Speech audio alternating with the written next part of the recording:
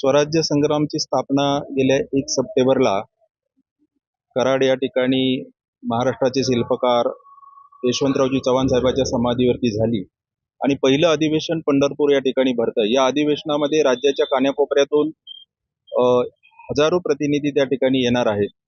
त्या ठिकाणी स्वराज्य संघटनेची पुढची भूमिका मांडण्यात येईल। त्या भूमिकेच्या अनुषंगाने जे मुद्दे आहेत त्याच्यामध्ये समान नागरी कायदा, मराठा आरक्षण, त्याचबरोबर मुंबई येथे होणारं शिवस्मारक, त्याचबरोबर शेतकऱ्यांना संपूर्ण कर्जमाफी यासारख्या मुद्द्यावरती त्या ठिकाणी चर्चा होईल आणि अनेक महत्त्वपूर्ण ठराव त्या ठिकाणी होणार आहेत।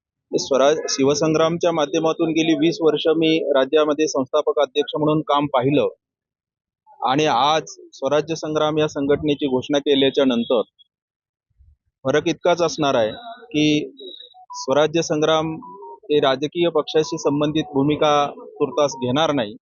सामाजिक समीकरण डोळ्यासमोर ठेवून ही संघटना राज्यामध्ये समाजाच्या हितासाठी निर्णय घेत राहील।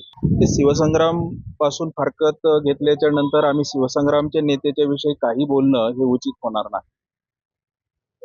बांधणी येत्या अधिवेशनामध्ये बांधणी झाल्याच्या नंतर नजीकच्या काळामध्ये समविचारी पक्षाशी आम्ही जरूर चर्चा करू आणि आमच्या भूमिकाला मान्यता देणाऱ्या पक्षाच्या बरोबर आम्ही आघाडी करण्याचा किंवा त्यांना पाठिंबा देण्याचा विचार करू।